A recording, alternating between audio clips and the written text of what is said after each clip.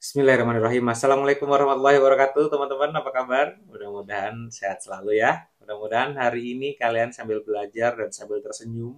Kenapa? Karena target kalian tercapai mungkin yang kemarin.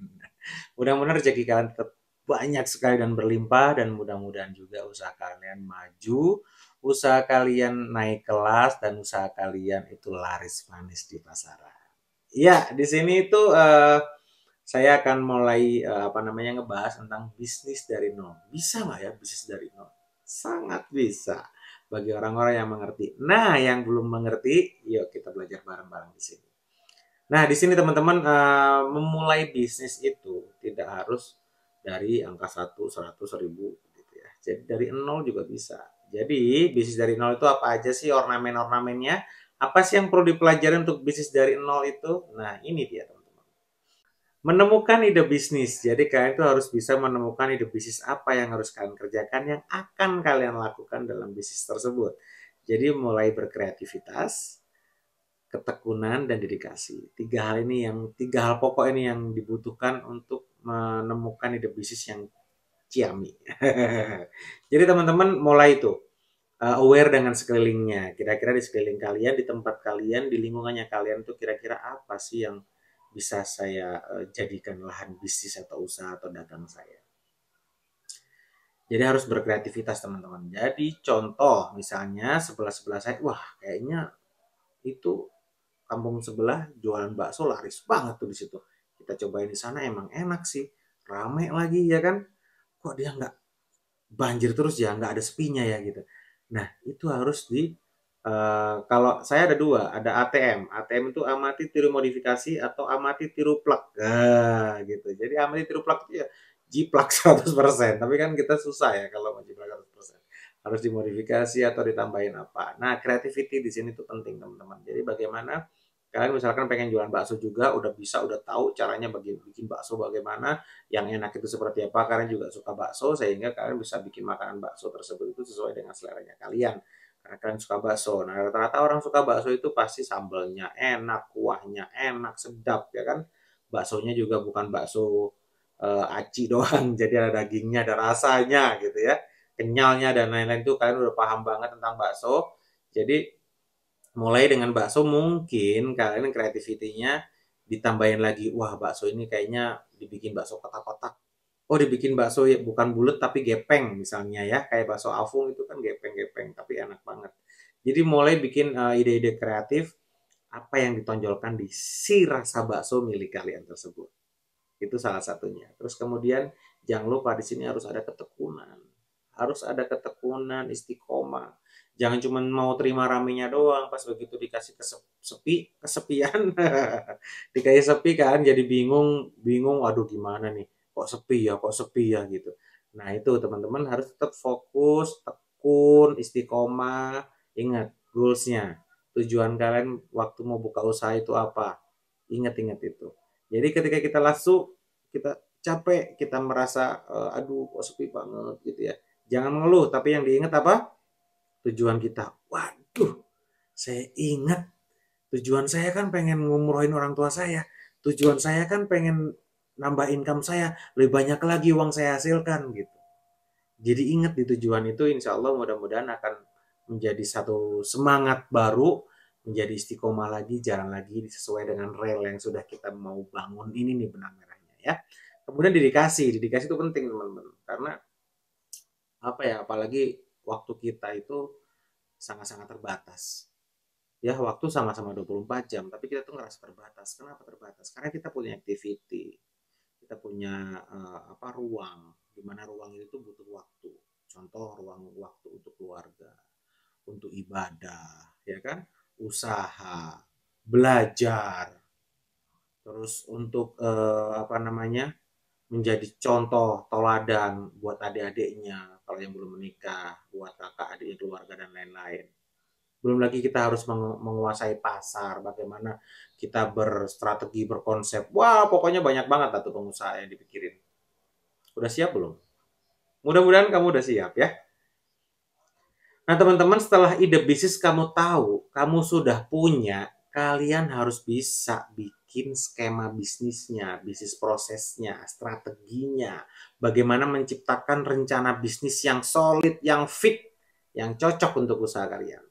Ingat, balik lagi tujuan nomor satu. Tujuannya apa? Tetapkan tujuan jangka pendek dan jangka panjangnya untuk bagaimana bisnis kalian bisa sustain. Itu yang pertama. Terus yang kedua, pasarnya, target pasarnya. Target pasar ini luas, teman-teman. Kamu mau bikin target pasarnya di mana? Siapa? Nggak cuma sekedar, oh ini mama, ini usia sekian sampai sekian, ini di sini, di sini, di sini, nggak cuma segitu. Tapi bagaimana kalian bisa benar-benar bikin target yang spesial, yang cocok, yang fit. Nanti saya akan bagikan bagaimana kita menyusun target pasar yang pas. Karena kalau saya jelaskan di sini nanti kalian bingung. Jadi kuasain dulu bagaimana kalian bikin target pasar kalian itu yang jelas. Orangnya siapa? Customer-nya ini siapa yang bakalan membeli produknya kalian? Itu yang harus kalian tentukan. Dan itu harus benar-benar detail ya. Nanti bagaimana mempelajari tentang behavior-nya orang, habit-nya orang, itu nanti di kelas berikutnya. Jadi untuk saat ini, target pasar yang umum, yang kalian tahu, yang kalian kuasain itu apa, tentukan di situ. Siapa yang mau beli produk saya? Seberapa besar nih produk saya bisa laku? Di pasar yang sudah kamu tentukan. Butuh berapa sehingga bisa mencapai target setiap harinya, setiap bulannya, setiap tahunnya. Kemudian budgeting, teman-teman. Kalian harus mengetahui dan memahami tentang ilmu budgeting atau penganggaran keuangan. Ini budget promosinya berapa? Budget produksinya berapa? Terus budget untuk SDM-nya bagaimana? Budget-budget yang lain dan banyak budget yang harus kalian tentukan di situ. Itu kalian harus benar-benar dicatat yang rapi, yang kalian lihat langsung mengerti poinnya di situ. Bebas lu kasih keterangan apapun di situ secara manajemen administrasinya, yang jelas itu kalian tulis, kalian kasih kata-kata sendiri, kalian kasih julukannya masing-masing itu apa, yang penting begitu kamu baca mengerti. Oh ini maksudnya budget ini, maksudnya budget ini, maksudnya budget ini, begitu ya. Bisa dipakai Excel, bisa pakai Word, atau mau di buku, ditulis di buku juga, double juga nggak ada masalah. Yang penting itu mulai dicatat budgetingnya. Jadi mulai penganggaran nih, ini kira-kira saya dengan produksi sekian, SDM sekian, cost-nya sekian, COGS-nya ini segini gitu misalkan. Nanti saya akan kasih tahu dan cerita bagaimana menyusun COGS. Jadi teman-teman akan tahu, oh berarti kalau saya mau untung sekian persen, saya harus jual dengan harga segini. Oh ternyata harga pantas produk saya itu segitu. Nah itu yang akan saya berikan di next level.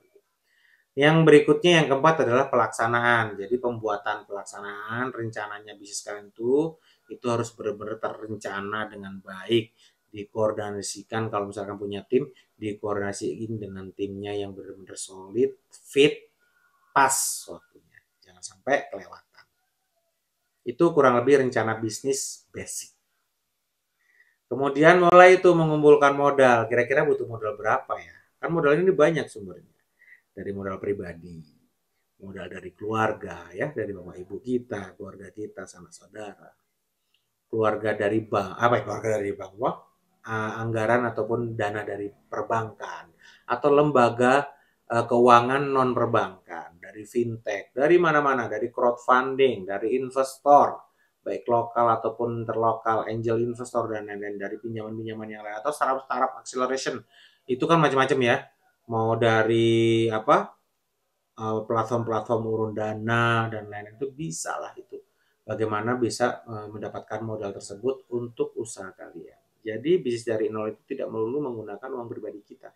Bisa jadi kita bikin ide bisnis, disetel, disettle up semuanya jelas, targetnya jelas, produknya jelas, apa yang mau dilakukan jelas, konsep dan strateginya jelas, bisnis prosesnya pasti, jelas, tervalidasi, bisa konkret dan bisa dibuktikan.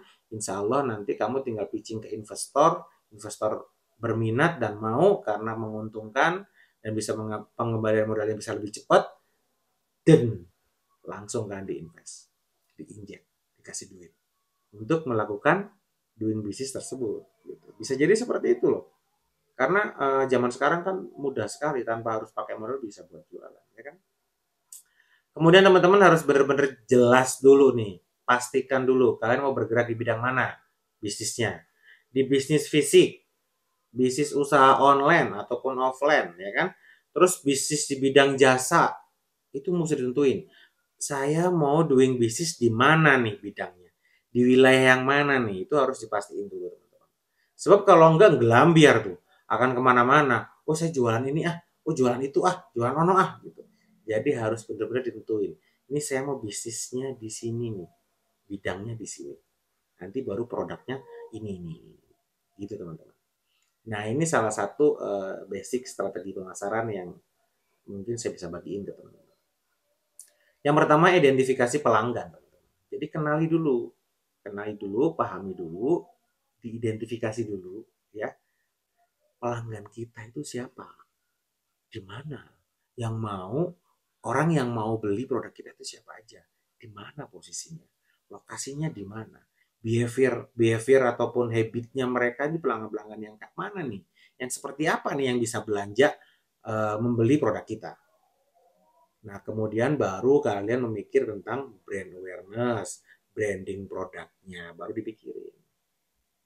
Nah, yang kedua branding awareness ini, kan tuh harus punya strategi juga bagaimana caranya orang itu kenal dengan produk Anda. Setelah kenal, baru mereka berpotensi untuk membeli produk Anda gitu. Jadi, kenalkan dulu produknya, brand awareness-nya sehingga dapat, kemudian baru kalian promosi, sales gitu. Jadi seperti kata pepatah ya dulu, masih ingat kan? Tak kenal maka tak sayang. Nah sama juga dengan produk Anda. Jadi kenalkan dulu kepada khalayak umum. Kalau mereka sudah kenal, insya Allah mereka akan mau mencicipi produknya kalian. Dicicipi ternyata enak nih. Sekali dua kali, wah kayaknya nagih nih ya kan? Pasti insya Allah akan jadi pelanggannya kalian. Nah ini yang tidak benar-benar apa ya? Tidak boleh dilupain lah pokoknya. Ini adalah mengelola bisnisnya kan harus tahu. Jadi cara mengelola bisnis, yang namanya bisnis itu nggak sendiri. Pasti ada timnya, pasti ada rekan bisnisnya. Satu, dua, tiga, empat orang itu bisa. Yang namanya doing business nggak sendiri. Superman is dead, super team adanya. Jadi kalau kita mau lakukan bisnis, kita harus siap dulu. Nih, tim yang seperti apa yang harus join sama saya. Yang bareng dengan saya untuk membuat bisnis kita, bisnis kalian itu bisa naik, bisa laku produknya. Itu. Jadi building tim, terus kemudian kalian harus menguasai manajemen keuangan, ya kan? Nanti di sesi berikutnya nanti saya akan bagiin gimana caranya kalian paham tentang ilmu kecerdasan keuangan. Wah, di situ pasti kalian butuh. Nah, kemudian waktu dan prioritas itu kalian harus bener-bener bisa memanage waktu kalian, ngebagi waktu kalian untuk usaha, untuk bisnis, untuk prepare, untuk produksi, sampai jualan, distribusi, dan lain-lain. Hingga dengan waktu pribadinya kalian, me time-nya kalian, waktu bersama keluarga, itu juga kalian harus pinter-pinter ngebagi waktu. Itu penting banget, asli. Karena keberhasilan bisnis itu teman-teman, seperti yang pernah saya sampaikan, komitmen. Kenapa sih kok di sini komitmen mulu nih coach ya? Ya memang harus komitmen nih, sebagai bisnismen kita harus komitmen, istiqomah pada komitmen, harus amanah.